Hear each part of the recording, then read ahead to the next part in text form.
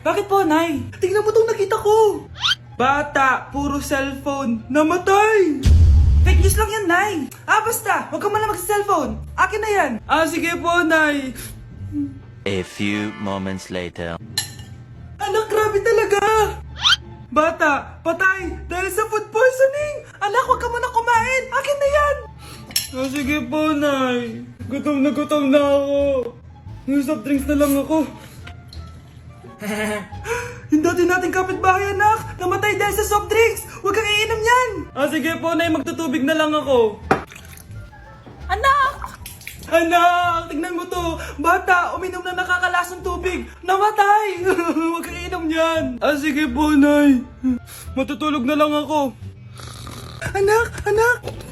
Bakit po, Nay? Anak, ang dami na babangungot ngayon. Huwag kang matutulog, ha? A few moments later.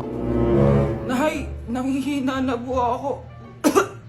Yan na nga ba yung sinasabi ko eh. Tingnan mo to, nakita ko. Bata, nakalanghap ng nakakamatay na amoy. Patay!